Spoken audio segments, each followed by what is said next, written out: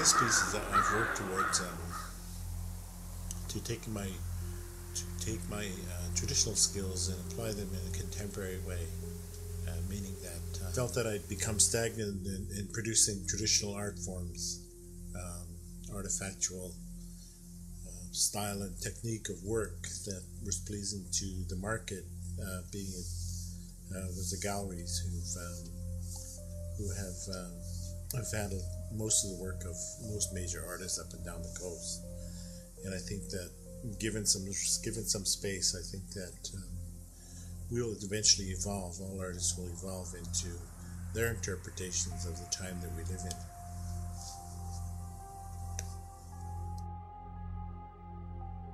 Being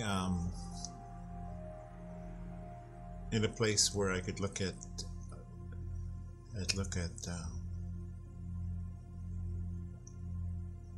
my work as it progresses and know that it's more and more of my interpretation of how I view things, how I look at other people's art, is how I'm inspired by it.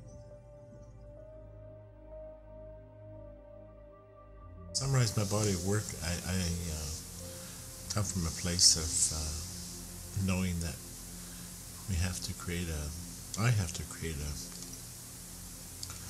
a sense of the period that we live in.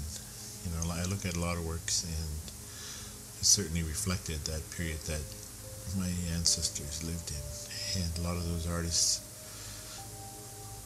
a lot of those early artists, of course, were commissioned by chiefs and by people who are caretakers of ritual and ceremony, whether they're shamans or the carriers of the culture in the oral traditions. So I see a lot of those pieces as a reflection of that time in that period. And what I've done with my inspiration is that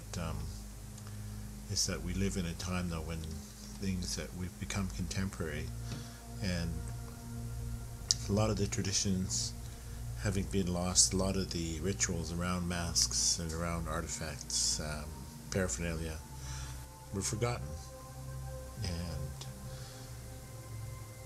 And I think that what has to happen, at least in my mind, what has to happen is that we have to create, and I'd like to be part of the creation of a period where at some point in history people will look back and they say, oh yeah, that was in 70s, 80s, 90s, and then into the new century.